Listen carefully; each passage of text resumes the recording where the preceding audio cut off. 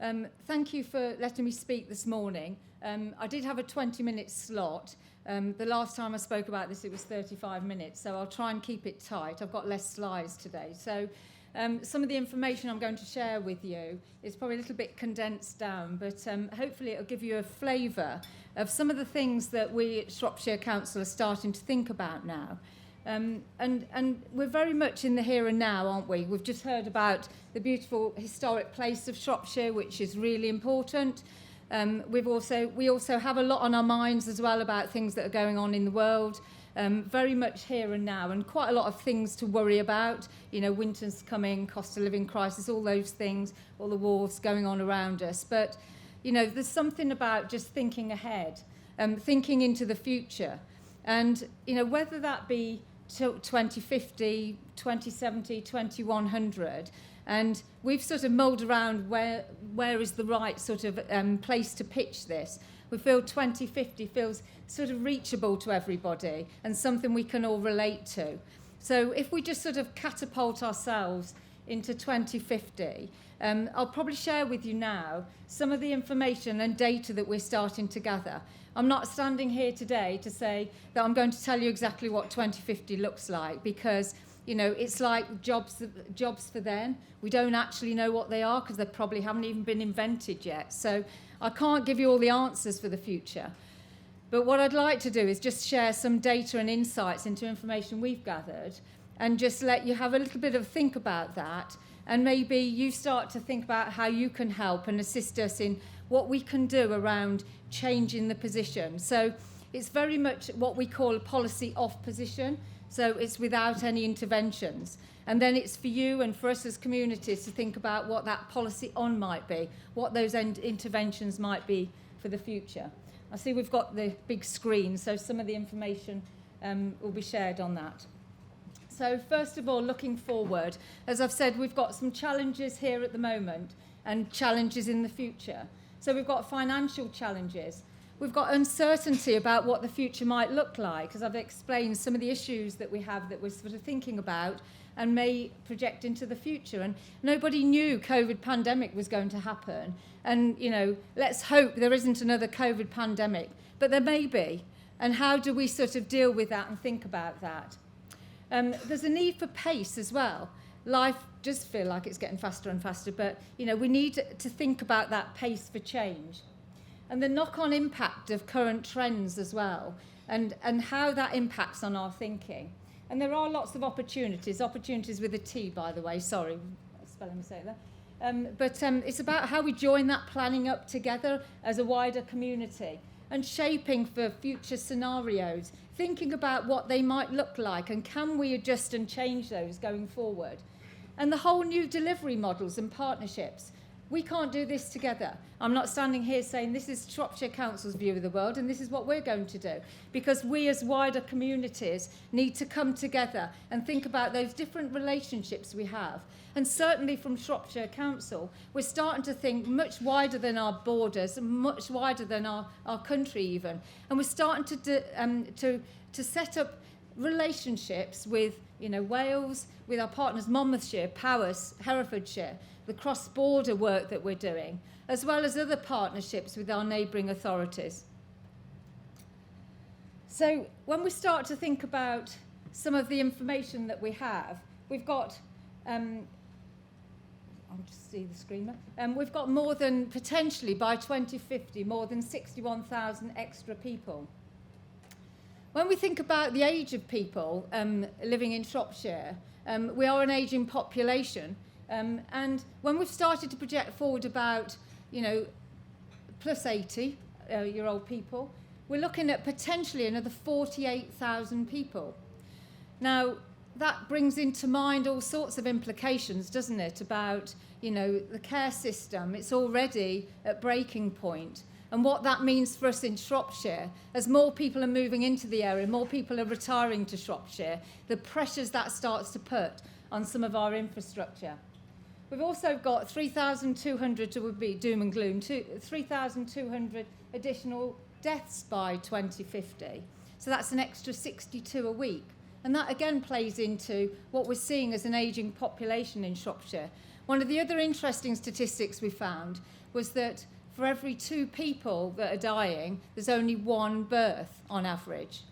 So as we project that forward, you know, what does that look like? And there's quite a big dependency on migration into Shropshire.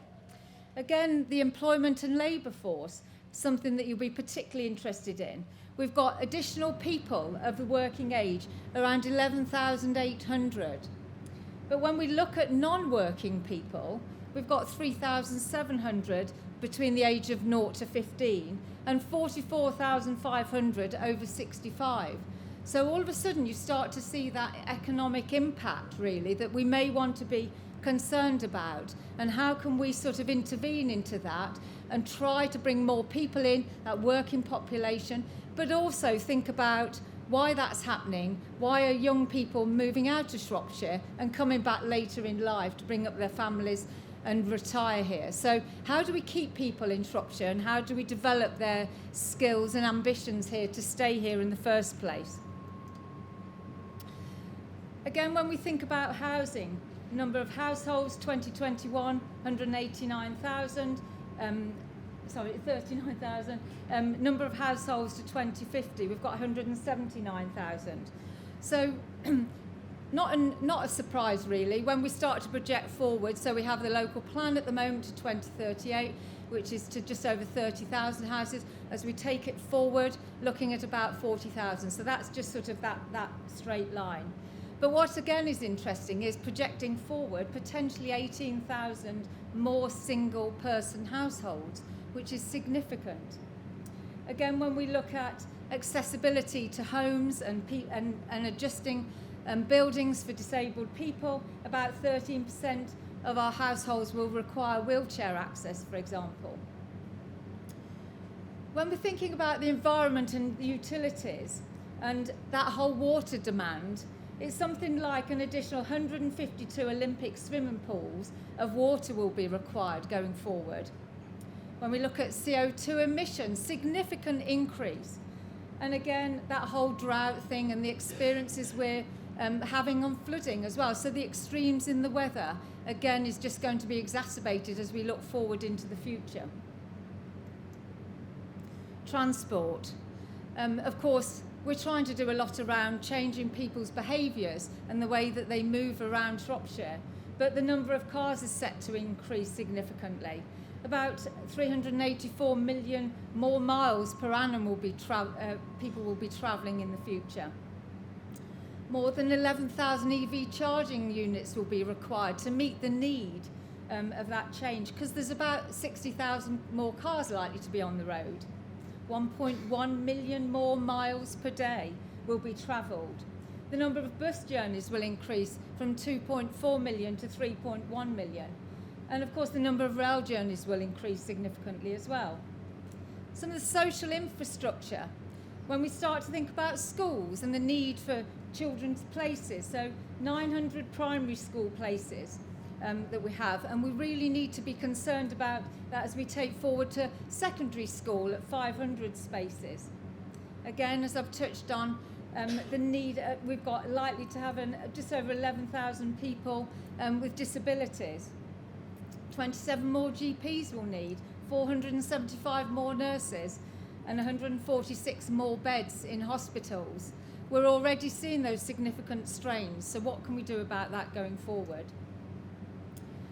So I've just shared with you just some of the statistics. We've got oodles more that I could have stood here today and spoken to you about, but the reason for sharing some of those statistics, and they're not an exact science, of course. We've gathered the data, we've gathered it from all sorts of areas, you know, ONS data that we know we have already, that we've gathered over many years, and some that's been shared with us by some of our partners we've been working with.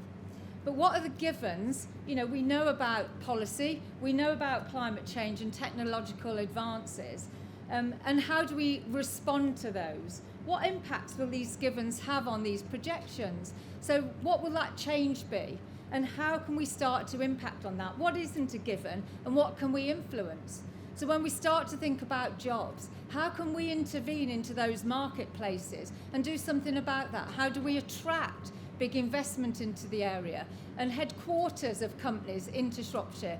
It's a wonderful place where we saw people move into Shropshire in COVID pandemic because they could live, work and visit here, living here, working here. But that does not necessarily mean to say the business is here. So that whole thing around business rates and all that sort of those benefits that we have as a community, as a council, that we need to make sure our place is economically viable. And how do we use this information to think about what's the best future for Shropshire? How do we all want to intervene and to shape our places, the places that we live in, the places that we want to live in, and make sure that all that wider infrastructure, which is really important to us, is delivered in the right way. So, for example, when we're thinking about where new housing should go, employment should go, it's the usual sort of situation where when we look at what that spatial policy might be, it's adding things to the edges. And I'm not professing that we should be looking for, a new town, but is that something we might want to think about differently in the future so that we get the right infrastructure in the right place rather than all the additional strains that I've just sort of talked about through the slides? And that future growth strategy that we have, how would that shape the partnership working that I mentioned earlier? How do we bring people into the fold with us and help us deliver some of the outcomes that we want, the way we want to change the place? And that joined up investment bit, bringing investment into the area, bringing skilled people into the area, developing skills with people in the area is really, really important. And what's next? And so the slide is pretty sort of small, but basically we're starting to talk to all our partners now, not just neighbouring authorities and not just wider businesses, but some of the infrastructure providers, the Environment Agency, Severn Trent, for example, when we start to think about the environment and what are their long-term plans. So if we're thinking about 2050 and they're all thinking 2100 or 2040, then how do we align all that up so that we can actually make sure that collectively we deliver the right infrastructure for Shropshire? So really important stuff. I would say, because my teams deliver it, the sexy stuff really. We all want to think ahead, don't we, about what the future might look like and how can you help us change that. So, if you have ideas, please share them with my teams, with myself, and help us shape what that future might look like. Thank you.